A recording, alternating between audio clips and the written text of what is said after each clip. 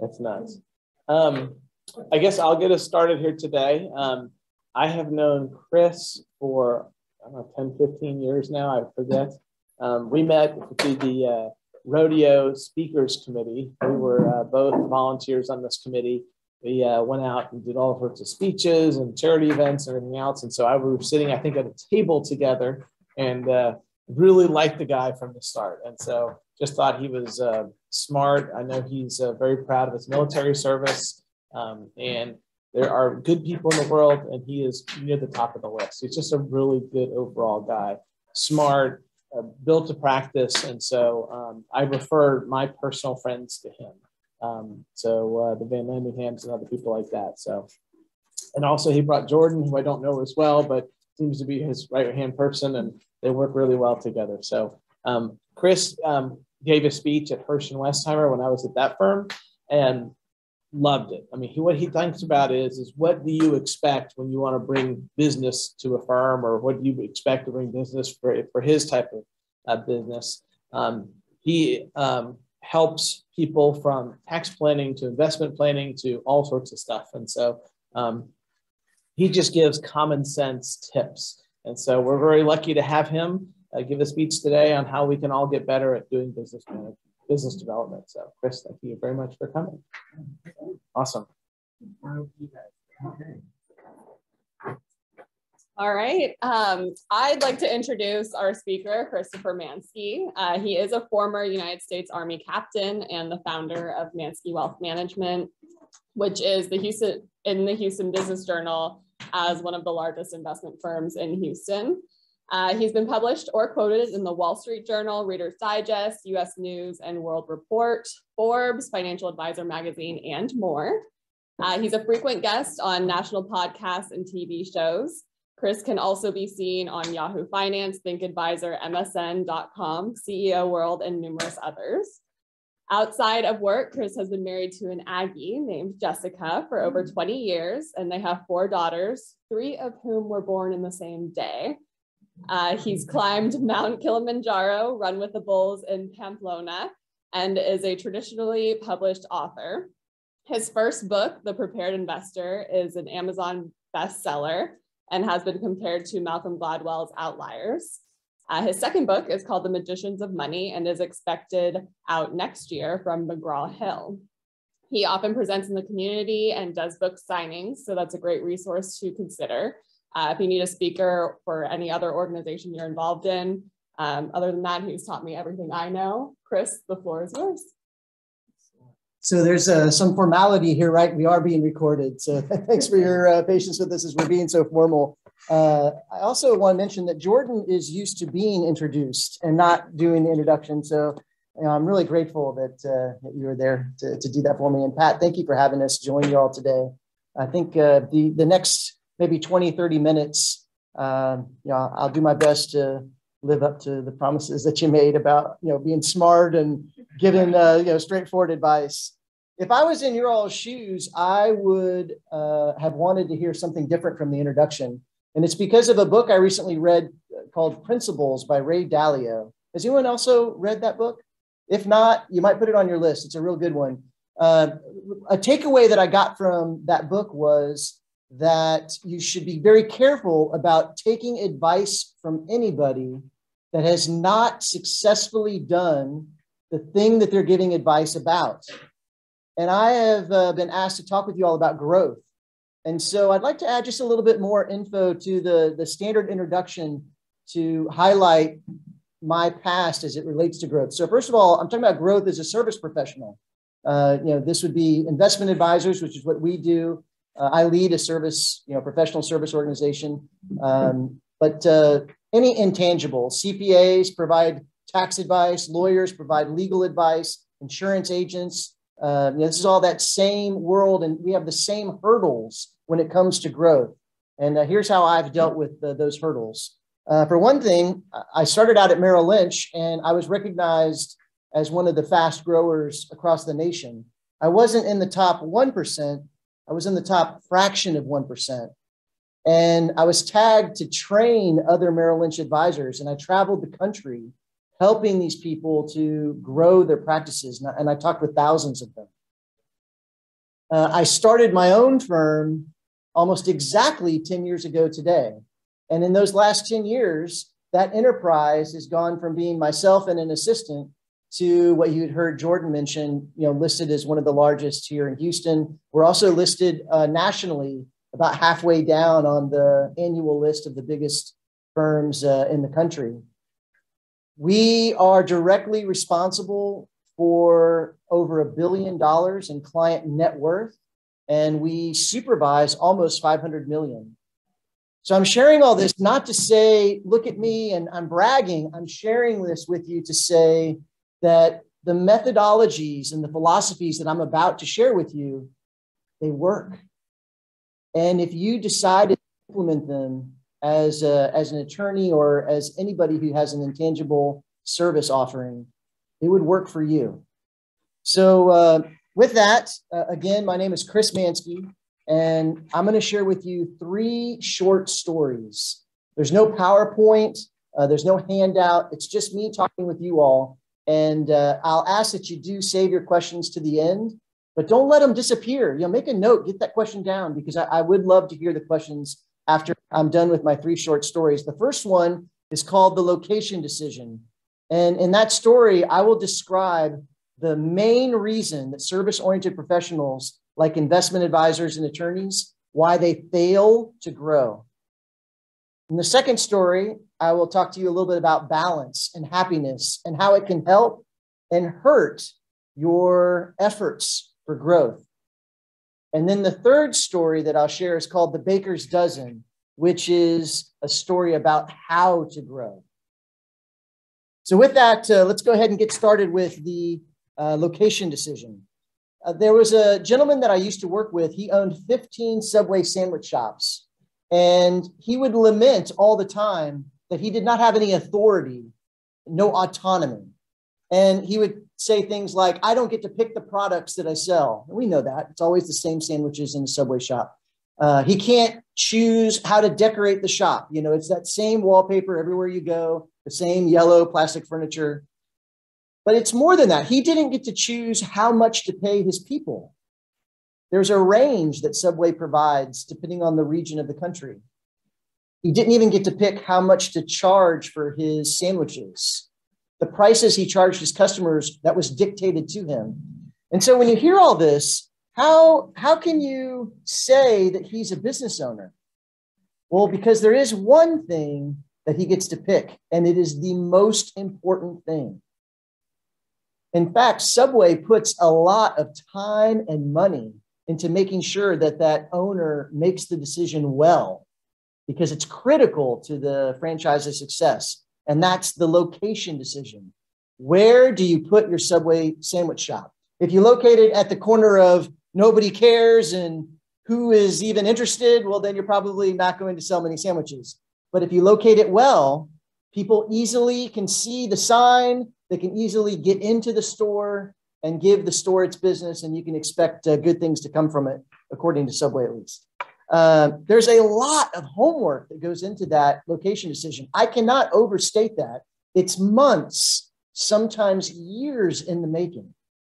And once it's made, it's done.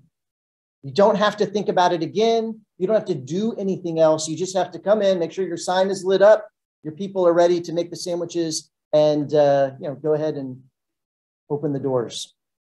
If you're wondering, how does this relate to being an attorney?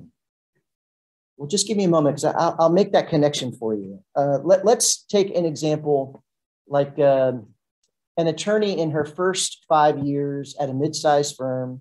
We'll call her Mary. Mary does not get to pick what products to sell. She gets to pick the area of law that she's in, just like he got to pick Subway as the franchise that he would pick. But the products are pretty much set. She didn't get to decide how to decorate the foyer or what furniture would be in the office. She doesn't get to pick how much to charge. She doesn't get to pick how to collect that money. You can see the similarities are there.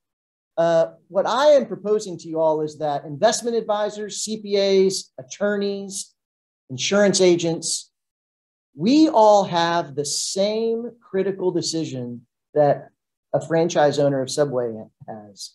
We have that same authority, and that's the location decision, which probably sounds weird because when you think about your location, probably you didn't pick this high rise and this floor is where you'd be located. And so give me a moment and I'll explain that to you. What I think is important to remember is that Subway puts so much attention in this location decision because it determines who is going to easily be aware of the chance to buy a sandwich. How many people drive by? Can they see the sign? Are they aware that they can get in there and buy that sandwich? It's a retail shop. It's a physical, real world location. As long as the sign is lit up, the location decision is not something that the Subway franchise owner has to think about.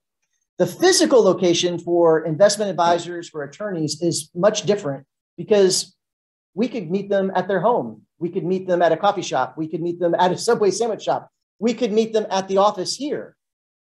That physical location isn't what drives the picture.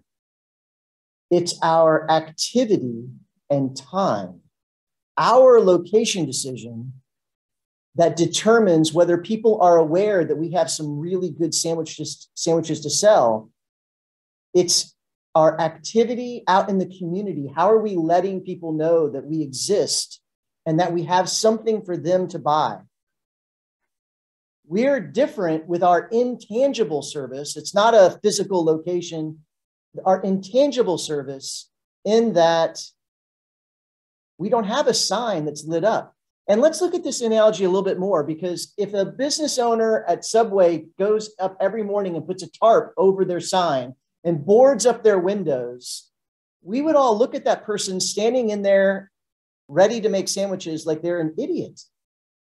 It's terrible business. It's immediately obvious that it doesn't make any sense for that person to hide their sign and board up their windows. But that's exactly what investment advisors, CPAs, and attorneys do every day with their location decision.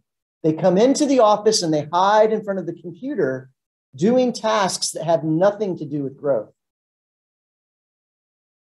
They spend their time and their activity doing things that do not directly connect to the sign being lit up and people being aware that they've got some good sandwiches to sell. When you consider our location decision, your location decision, it's a daily discipline. It's a daily effort to spend some amount of time doing something that lets the world know that you're open for business, that you have something to offer, and that you should be getting referrals or getting people to talk to you about it. No one knows that professionals like us exist unless we do something to get the word out. We have to get out there and interact with the world on a regular basis in order for people to know that we've got these delicious sandwiches to sell. We don't have the luxury of setting aside our location decision like a retail shop does. We just don't. If you put your shop at the corner of nobody and nowhere for the next 2 days and no one is aware of you, it doesn't have to be that way. You could choose to do something different. If you choose to do that, though, welcome to average. Like, this is what the vast majority of service providers do, not just attorneys, CPAs, investment advisors. This intangible service offering, the vast majority of folks, they are not plugged into growth activity on a daily basis. If you are thinking right now, I'd like for the next month to be a little different than the last month. If you're thinking that there's a connection to what I just described with this idea of growth, then you're going to love my third story, the baker's dozen. But first, let me tell the quick second story about balance. I'd like to begin by defining balance. Balance is simply, you've got a list of priorities and everyone has a different list. Each one of you is going to have different priorities, but you've got a certain list of priorities and you give those priorities a certain amount of your time. You decide both. That's balance. But it's not a complete definition because we're missing the most important aspect, which is time. I'll pose a question to you. Can you live a balanced life minute to minute? So in the next 60 seconds, that means you would sleep for 7 seconds. You'd spend 7 seconds with your friends. Obviously, this is ridiculous. This is just as silly as a business owner putting a tarp over their sign. You would never see it happen. There's no point to even discussing it. Okay, let's lengthen that to an hour. Can you spend 10 minutes of sleep, 5 minutes at temple, 4 minutes with your friends, and then the next hour you repeat? No, it doesn't work. Again, it's not reasonable. You cannot achieve balance on an hourly basis. But once we stretch the timeline to a full day, a 24-hour period, a lot of people buy in. If you extend it a bit further to a week, it's not a lot of people, it's a vast majority of people. They buy in and they say, this is the timeline for me. Right now, there is somebody in this room, if not multiple people, who they think of balance on a weekly basis. And I am not saying that you're wrong. I am saying that it is very difficult to be growth focused, to be a rainmaker, if you're thinking of balance on a short timeline. If you're trying to keep all the balls in the air on a short timeline, it's extremely hard to succeed with your growth goals. So to talk a little bit more about that, there's some flaws in this short timeline, and it's really an American issue. It's the West that has this idea of balance. It's not like this is a ubiquitous, universal idea.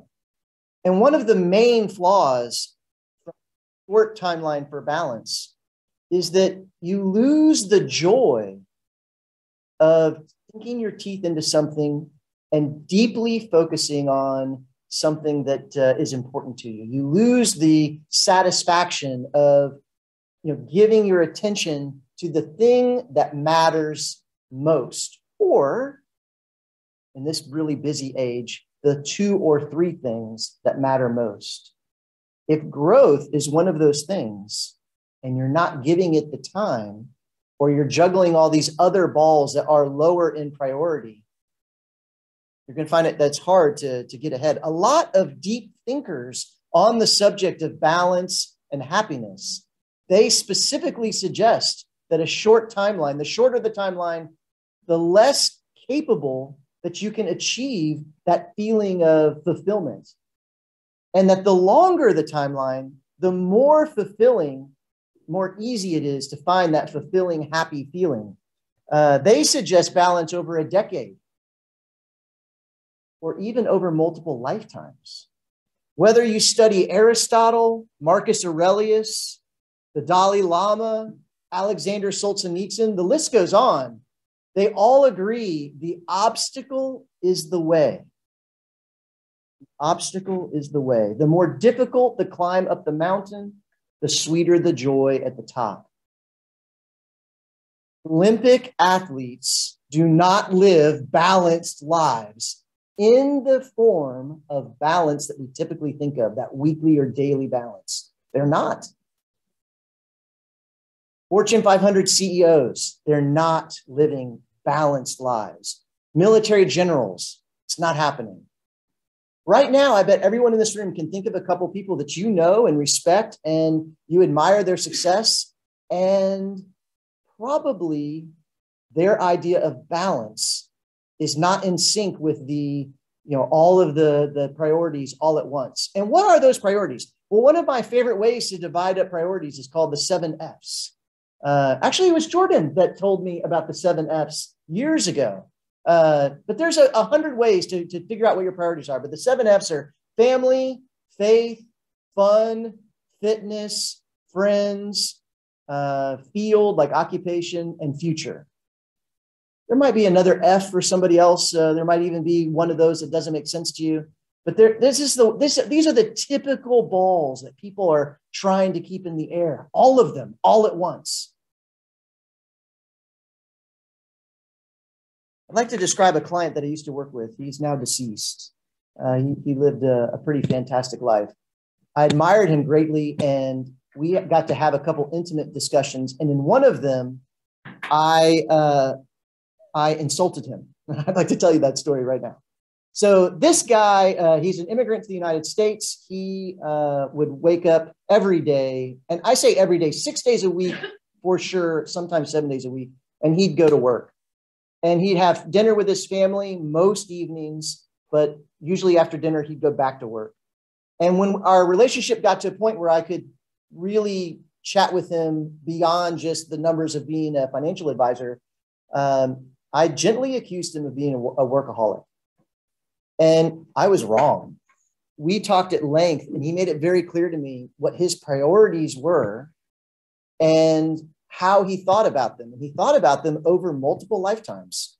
We probably all have heard this story of somebody who, I'm going to do something in my life so that my children have something different and my grandchildren have something radically different. That was his view. He was respected by his family. He was valued by his community. He had purpose in his life.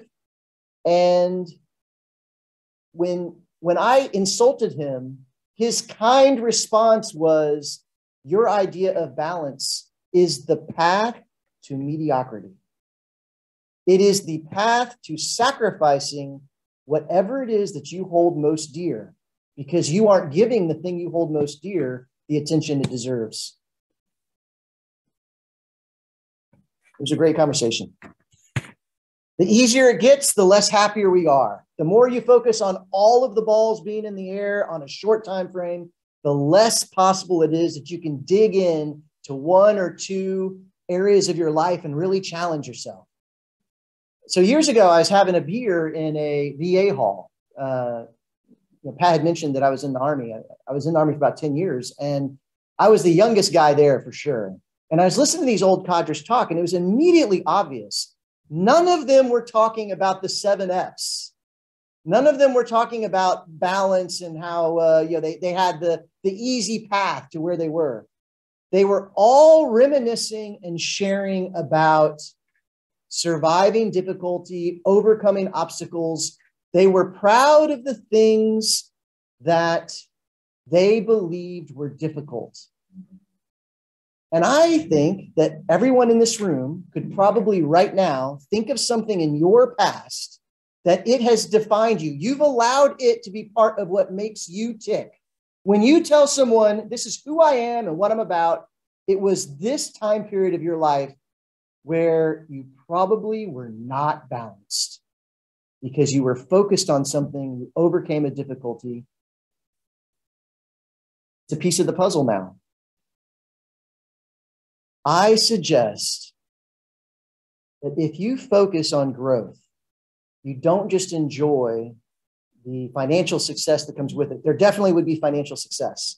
You also find meaningful purpose in providing a service that your fellow human being appreciates. This is the joy of being a service professional. We're not selling sandwiches or widgets. You offer somebody something valuable. It's meaningful to them. And the more that you provide that to others, the more that it feels to the human that you're living a good life. This is purported to be the secret to long life and happiness, is being useful to your community. The next 5 years, I believe, is the time for a focus like that. Right now, to the next 60 months, this is the time. And for those of you who might now be thinking like, there's a little bit of a connection to this idea of growth. Like I would like next month to be different than last month. I'd like next year to be different than this year. If you're sensing that at all inside of you, then you're going to love my last story. I mentioned before, it's called The Baker's Dozen. Once upon a time, it's silly, it's like a fairy tale, The Baker's Dozen.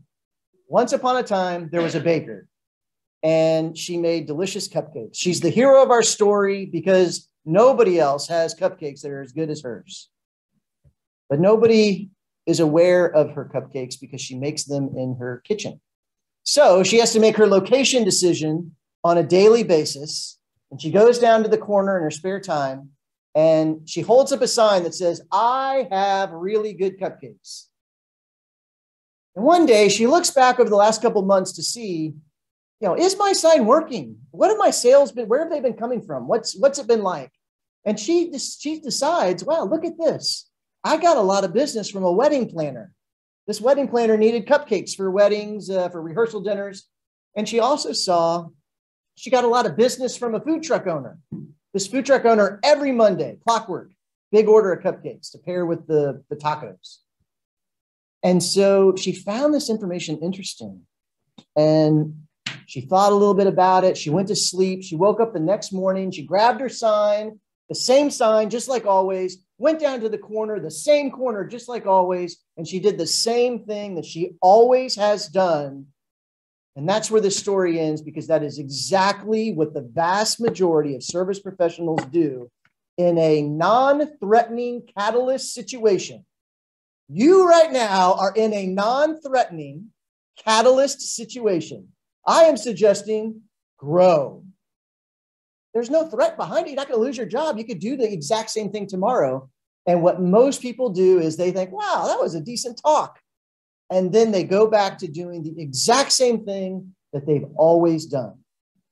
If one of you is going to do something different, and I don't say one lightly, it's supposedly a 2% rule. Studies have shown that a non-threatening catalyst situation, 2 out of 100, 1 out of 50. So maybe 0 out of 16. But if there's one of you that is interested in doing something different, embracing difficulty, here is what you could do. It's a rainmaker's tactic. It's called the baker's dozen. It's called the baker's dozen because it has 13 slots that you have to fill in. It's an easy 3-step process. So the first step is going to take 20 to 60 minutes. If you have less than 5 years of experience, it's going to take you 60 minutes. If you have more than 5 years experience, 20 to 30 minutes. You write down on a piece of paper 13 jobs, not people. Don't think about people. 13 jobs that easily give you business. So as an example, I would think investment advisor should be should be at the top of the list. We easily give business to attorneys. There's an investment advisor right here. Jordan would love to trade cards with you. She directly supervises over $100 million. She's been published in all the same articles and places that I have been. You should trade cards with her. Put her on your list. But notice I leapt just now from advisor to human. Don't do that. You start off with just the job. What job easily gives you business? Probably a real estate agent for some of you. Maybe an insurance agent. Maybe a banker. If you did legal services for business owners, and that was your focus, well, then you probably need a commercial real estate agent. You'd need an investment banker who buys and sells businesses, an HR consultant. You will be able to come up with the list. There is 13 careers that easily refer you business. And if you cannot come up with the list, you set the time aside and you can't come up with the list, this has happened. I sat down with a lawyer in the divorce family law space, and he said, there's no way for me to predict when someone's going to get a divorce. There's no way for me to connect to that community. They sometimes don't even know until the last minute themselves. This isn't going to work. And I said to him, why are you not trying? You need to reflect on why are you not trying? Because I'm not even in your field.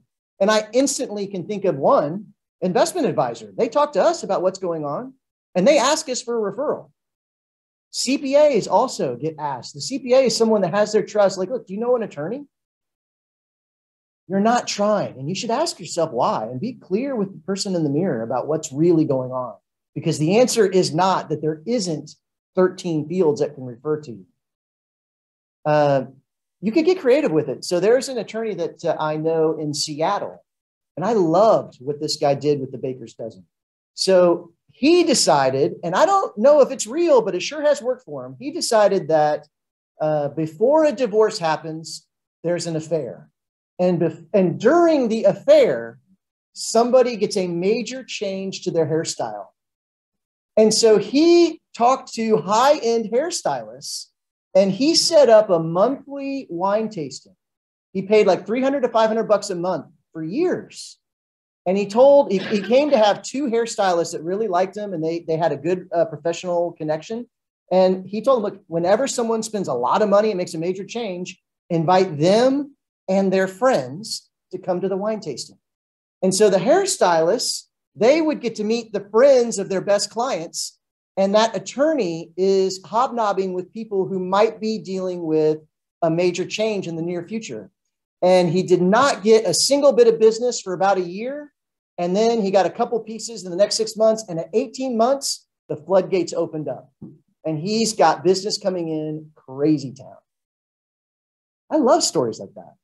And it started with the baker's dozen because he was thinking about who will give me business. I never would have thought of professional hairstylists. He also tried doing that with trainers, physical trainers. And because the hairstylist thing blew up, he just kind of let that go aside. The point is that you can be creative. There are definitely 13 careers. Once you have your 13 spots filled in with careers, step one is done. Probably took you 60 minutes at the most. Step two is a little bit longer. Now you need to come up with 2 to 3 people per slot that you respect, you think well of, they respect you, and that you can trade business with, that they would refer to you. And here's where people who have experience, they get log jammed. People who have experience, that if they're doing this exercise, they can fill in names. Oh, I know this person who is an investment advisor. I know this person who's a CPA, and they fill in the names. But here's the problem. If you were doing that exercise, that means that you're looking for more growth than you have right now. Those people, they're not the right people. Or you're not interacting with them enough. But probably it's the former. The right people would be giving you referrals. You mentioned, you might have remembered in the introduction, Pat had mentioned that he has referred business to me.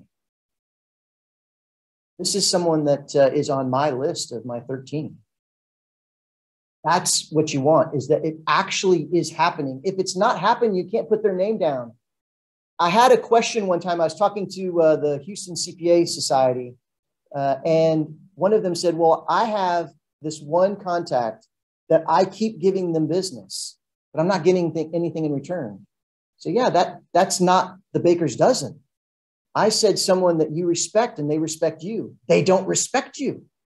If they don't refer to you, then they don't think well of you.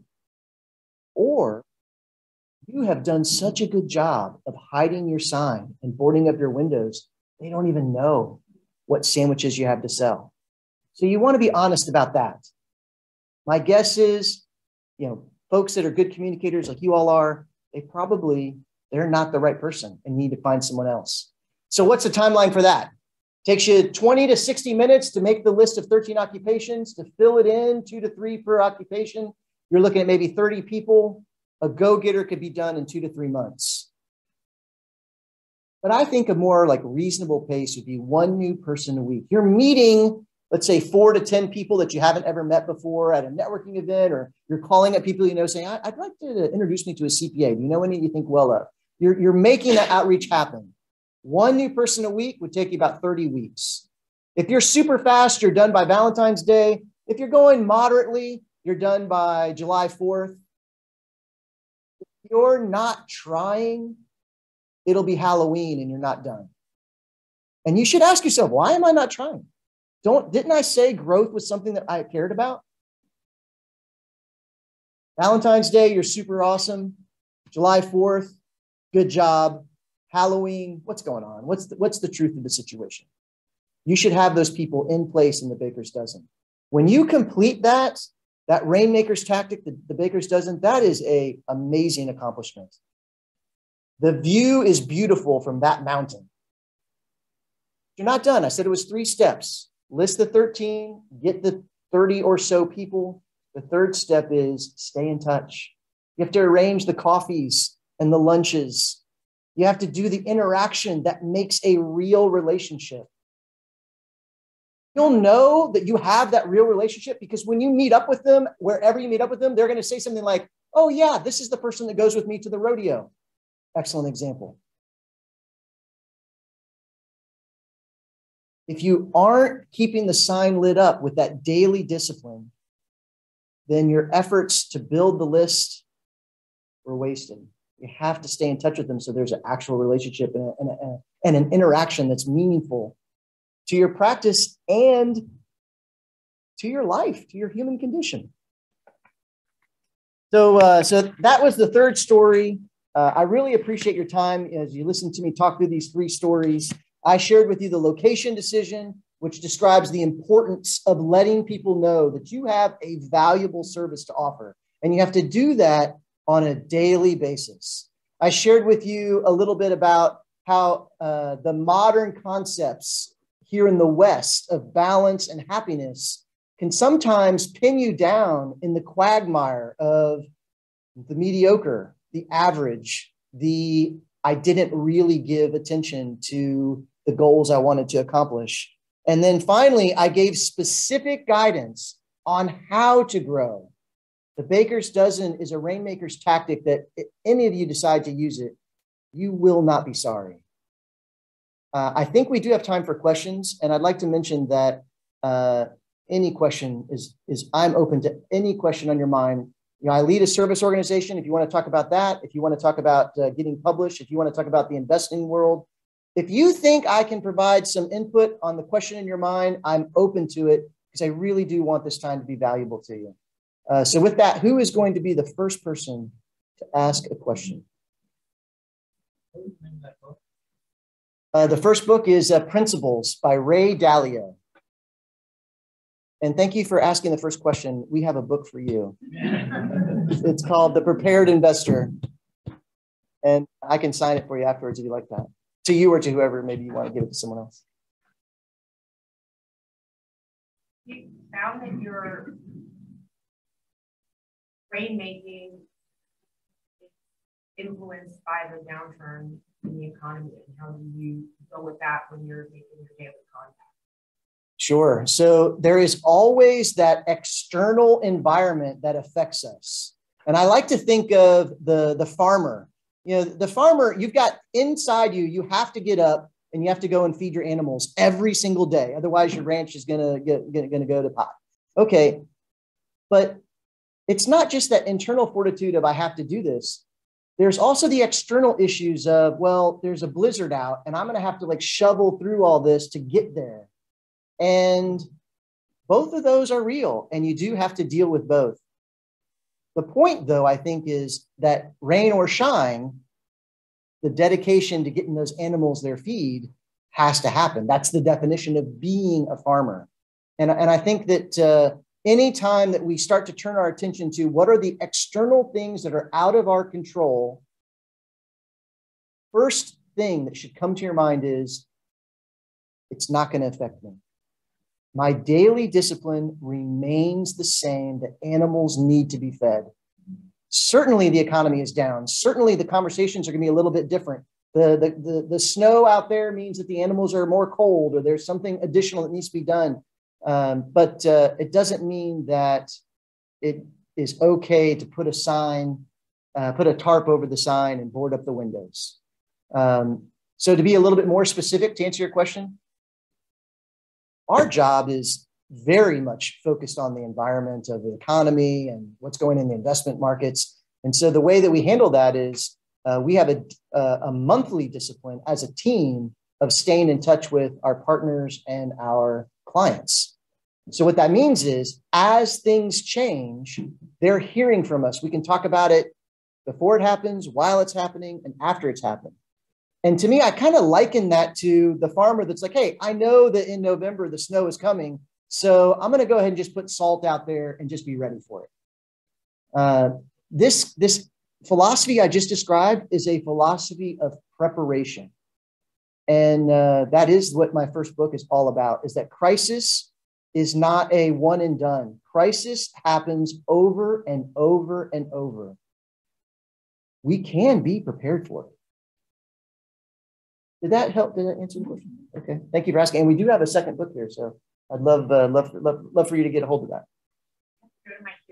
Well, can we hand you the book before you leave? Yes, that would be wonderful. Okay. Do you plan your certain time every day or kind of, I find if you just fit it in, that may not get done. Whereas if you say, this time, every day, I'm going to plan who I'm going to contact, I'm going to plan, you know, it's organized. It's kind of rigid. Which way do you find the most success? Well, when someone says, I will just let the, spontaneously pay attention to something, I know that means that that is not a priority. The things that we just spontaneously allow to happen into our life, that's things that happen to you, or it's things that you just have a feeling about in the moment. It's not a serious commitment or priority. The things that you schedule and that you don't let the snow or the economy or whatever other outside influences, you don't let those break that schedule. That's a commitment. That's one of the reasons that in our relationships with other people, who's get upset with you when you and your spouse have a evening planned and you cancel on them? Well, yeah, your spouse is going to get upset with you. You're probably going to get a little upset with yourself too. It's saying something about your priorities. And that's why I am a big fan of the first thing you said, which is time blocking.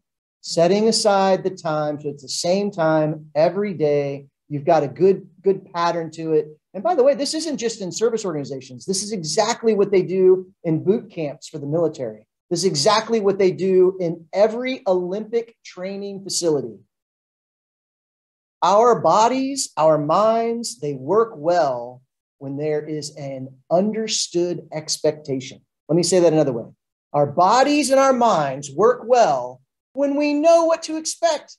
We know, hey, tomorrow at 10 to 11, I'm going to be doing this just the same as I did today. That's actually one of the reasons that it's so hard for people to change. That 2% rule, it's not because people are lazy. It's not because people don't care about that catalyst. They did care. They liked the idea. They would like to grow. The reason they didn't change is because we're programmed as animals to gravitate toward the habit, to gravitate toward the expected routine. Breaking routine is really hard. Creating a new routine, it's hard. That's why there's so many books about, how do you change your habits? How do you get into a new routine? Those books exist because that is something that is hard. Thanks for asking the question. I'm out of books, but it's sold on Amazon if you like. Yes, sir. Second, typical upper middle class, two professional family. Yes. They read Jeremy Siegel's Stocks to the Long Run, and they figured out to low fees, that's what works for us. Yeah. Put it in every month based on the plan, whatever, and not think about it. Okay? And it's worth great for them. When, if ever, should that couple go to you? What would you have to advise them on? And would there be at least some portion of their portfolio that you say, you're doing great, just keep doing it? Yeah. Okay. So when would they come to us? One time that they would come to us would be when there is a crisis. Their portfolio is dropped and the stress level that they're dealing with in the house would be mitigated by having a third-party professional that they can talk to and they can trust and has a good relationship with them. That'd be a great time for them to come through our doors. Another good time would be when there's a change at the house from growing their assets to now needing to use the assets to live. So, most of the time we say retirement, but retirement's kind of an old phrase now. I mean, there's very few families now that just full on retire. There's usually a phase of doing a little bit to kind of keep your hand in some game that is interesting to you. But once you're using those assets to live off of, it's a very different discipline, and passive is not the way to go. And you really do want to either yourself have that attention you're giving to the portfolio to make sure that you're getting income from those investments, or hire someone to do it for you. So that would be two times that somebody would come through our door. I think you'd had another question though, and I can't remember what it was. Did I answer everything? Yeah. Okay, great. Yeah, thanks for asking. That's kind of like a commercial for my wealth management team. Thank you. So the legal industry is pretty hyper specialized. think more so now than it was then. Do you have any recommendations or thoughts on growth? Sure. Well, so new to an industry, like if you're new to Subway and you have to sell these sandwiches, new to an industry doesn't mean, in our world, the service-oriented world, it doesn't mean that you don't have the capability to bring in new business. So some ideas for someone who's new to the industry, idea number one is find somebody that you trust nearby. Like that's one of the nice things about a team like this, where there are people of integrity like Pat, and and he's the only one I know here, but I'm sure that this is a place of, it's not dog eat dog, like I know does exist in Wall Street and in the legal world.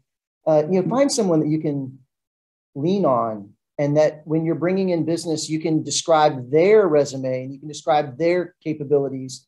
That really does go a long way. Another side to, hey, I'm new to the industry, is capitalize on all the free time that you have. This is the time. Something like the baker's dozen, you should double it. 13 slots with 2 to 3. No, how about 20 slots with 4 to 5? You're in one networking group. Well, why not be in 3? This is the time, because the billable hours are probably not as full in your schedule just yet. Or if they are, it's because it's somebody else's work, and you're going to need to change that so that the firm can see that you're somebody who's valuable beyond just doing somebody else's work. You're bringing in new clients yourself. Another thing I think of, being new to an industry is the value of reading. You notice I started off my talk with, hey, there's a book I read. It's not just that because I'm an author that I really think that reading is important. I just cannot overstress to you the value of a daily discipline of reading. Just like I can't overstress the value of a daily discipline of growth, that growth activity. There's a lot of research that was made popular by a self-help guru that I can't remember his name, but he's the really tall guy that everybody knows. And he does these, like, you walk across the hot coals. Anyway, this guy's famous, and he really made public a lot of this research that proves 60 minutes of professional reading a day. 1 year later, you know more about that subject than the vast majority of other people. 1 year, 60 minutes a day, your knowledge base on that subject, you are an expert. So, putting in the time to read. And then the last thing I'll mention for someone that's new in the industry is the value of not having that many balls yet to juggle. So, if you're ever going to do a 100-hour work week, which I don't recommend, and I don't want you to think my talk says 100 hours is good, 120 is better. No, we all have our limits, and there's so many balls we have to keep in the air. But typically, if you're new to an industry, that means that you might have less balls in your life than someone who is 20 years your senior. They probably have a bit more going on and a bit more to juggle. And so take advantage of that. Does that answer your question? Okay. Yeah. Thanks for asking. Yes, ma'am. I find a lot of attorneys find it difficult to ask. Any suggestions on how you ask for this? Don't take people to lunch or go to events. Never ask. I really would appreciate you sending a matter my way if you need to or whatever. Do you have any recommendations? I do. So one recommendation that is a bit hard, and then another recommendation that is really easy. So the hard one is give them business. Give them business. Those that give, receive. You give to gain. I mean, Zig Ziglar, he says, you get what you want after you get someone else what they want. That's the first step. But it's not always possible to do that, especially in our world where discretion is so important, where you can't mention people's names easily. It's hard to give referrals. And so then the question becomes, well, if I didn't have a referral to give, how do I go in there and tell them I want them to give me a referral?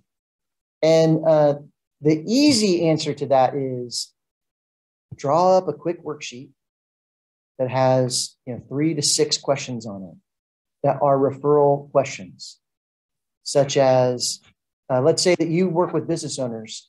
Hey, are any of your neighbors business owners? I mean, it's a pretty pointed question, but write it down. Write down those 3 to 6 questions, get them down on writing, and then use that piece of paper in your meeting. And you can even make fun of yourself a little bit in the meeting. You can say, hey, yeah, this is what I'm trying to do something new. You know, pardon me. I just want to make sure that we're getting the most out of this professional relationship that we can. I've got a couple questions here. The first one is, who at your office is the next one to retire, in your opinion? I mean, you don't have to be right, but when I say next to retire, who do you think of? And what you'll find is practice makes perfect. The more you do it, the better you get at it. The more you do it, the more you'll change your verbiage to be more effective.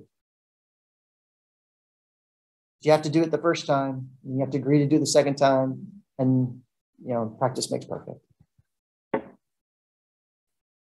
If you go online and do a search for referral questions, you'll see there's a ton out there. There's so many that are just immediately available. You don't even have to think this stuff up on your own. The only reason why I suggest you think it up on your own is because probably if you think it up on your own, it's coming from what is natural and normal for you. And so it's a little easier for you to do it when you're, in front of that stranger or in front of that friend. Different personalities react differently. Some of us, we're in front of a stranger and it's so hard to ask for a referral. But to talk to a friend, we're like, oh yeah, I would ask for a referral all day long. And there are others of us that's the opposite. We're in front of a friend. I'm like, I could never ask my friend for a referral. But we're in front of a stranger. Well, that's a stranger. I'll ask them all day. Well, figure out which one you are and then get in front of those people a lot. No problem. You don't have to change. You don't have to be something different. What else? So who's the perfect client for you that we can refer to?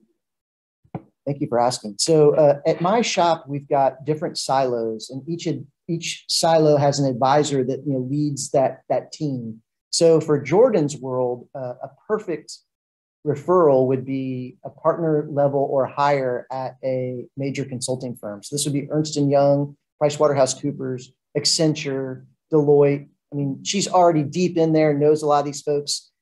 Because she works with that crowd, those partners, they often, when they leave their firm and they go what it's called into industry, that's what it's called when they move away from the consulting firm, they usually go in at a C-level.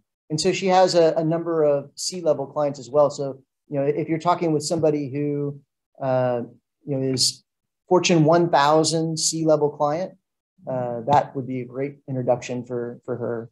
But usually the easier one is the consultant, especially if they're younger in their career, because they probably don't even have any of those resources yet. And we are not short-minded. We're very long-minded. Remember in my talk, a decade for balance. We're very long-minded. So if that person is 5 years before they would become a partner, we don't care. We would love to honor your referral by giving them the red carpet. Yes.